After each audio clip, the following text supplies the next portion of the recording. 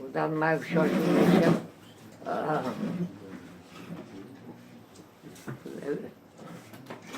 we have this Shabbos, we have a bar mitzvah, someone in the community, and everyone is invited, and amongst the Hasidic community, so the traditionally and a tendency is for a young man, a young girl, to marry at a very, very early age. And there was in the one Hasidic community, like Satmar, they had a conflict. There were two special occasions. There was a bar mitzvah, and there was also a groom was being called up to the Torah. So they wanted to know, they asked the rabbi, who should they give the prime honor to?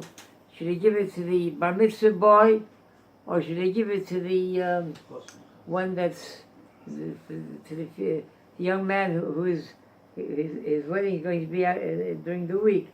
So he told me, he said, give it to the one that's older.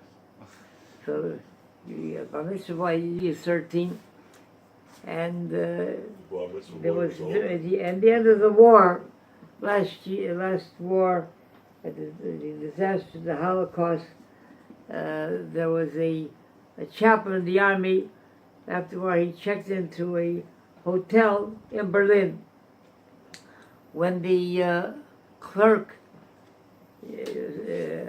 checked him in, she said, "You're a rabbi. Could you do me a favor? I have two young boys here, survivors." And he said that first they come to work every day, even Saturday, but on Saturday he says they won't come with the regular bus that picks up all the workers. On Saturday they walk the 2.5 miles to come, 2-3 miles to come to the hotel. And at first he said they used to eat in the hotel as well, but then they discovered that the bread, with the shortening that the bread was made with, was lard. So they won't even eat the bread. They won't eat anything. They won't even take a glass of water. He said, and he said they're so malnourished. He said, could you maybe speak with them, do something? He said, I'm afraid that at the end of the day's work they might not survive. He said, certainly. So here's the clerk, some of them on the loudspeaker, and the clerk didn't exaggerate at all. Their eyes were bulging from their socket, skin was hanging. They were only skin and bones. And immediately he opened up the suitcase and he offered delicacies, chocolates, rations, whatever he had. He said, please boys, help yourself. So they said, no. He said, close that suitcase, we're not interested in that. You couldn't believe what they heard. My goodness, they're starving to death. And so he said, what can I do for you? He says, Rabbi, he says, I'm 50 and a half. I'm 2 years after my bar mitzvah. And he told him, he said that he saw how the Nazis made sure that he should witness how they murdered his parents. And he said, I'm 2 years after my bar mitzvah. He said, I haven't put on a pair of tefillin. Starving, emaciated. Would you maybe have a pair of tefillin that I could put on? So these are the souls of what we're made up of.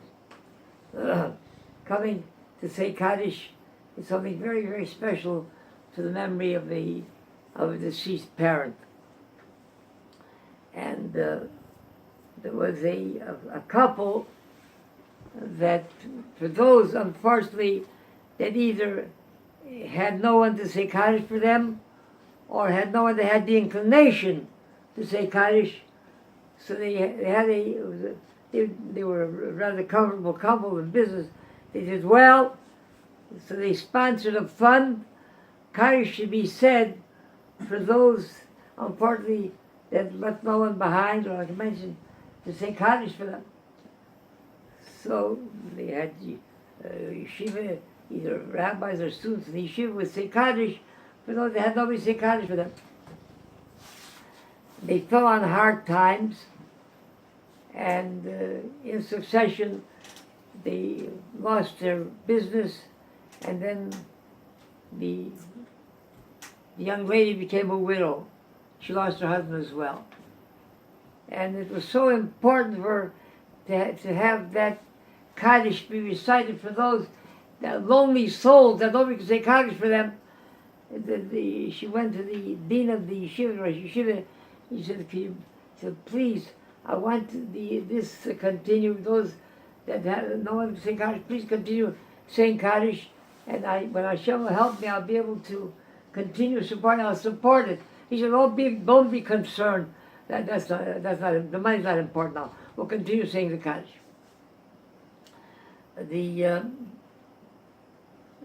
She had a daughter. That wedding was coming up shortly. This incredible widow, and she was struggling to put together the funds for the wedding.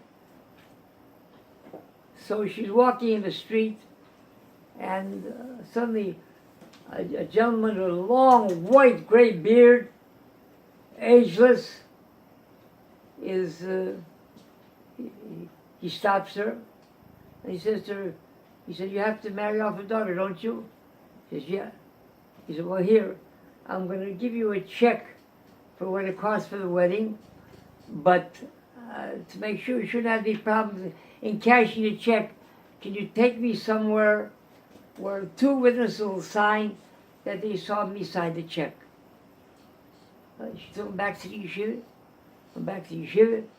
and 2 students signed that they saw him sign the check, and then he told her, he said, okay, use it in the best of health, mazel tov, and tomorrow morning, be sure to cash that check the first thing in the morning.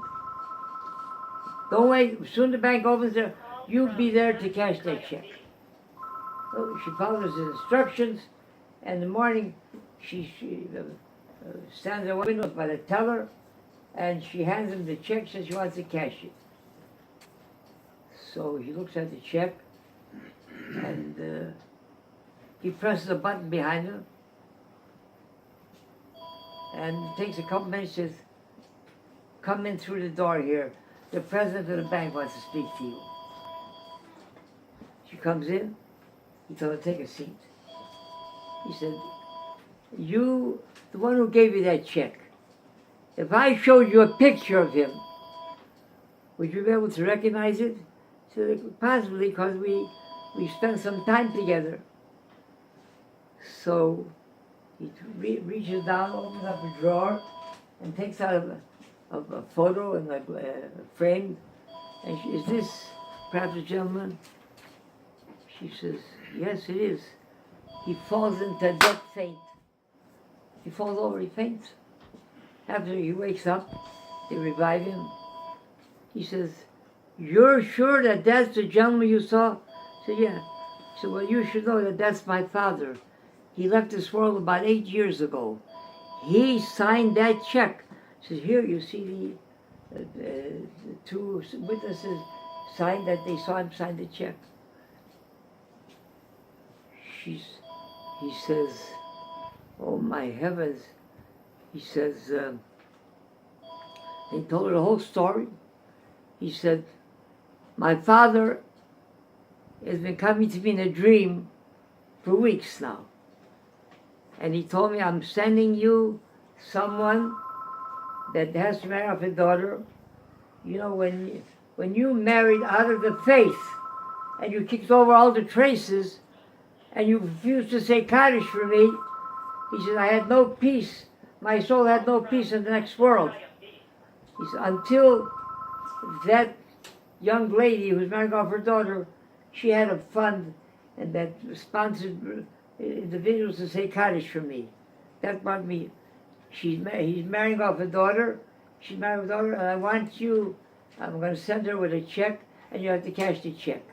He woke up, and he turned to this woman he was married to. Oh, I said, forget about it. That means nothing. Dream about it. He said, this happened. You repeat yourself 3-4 times, and now you come to me.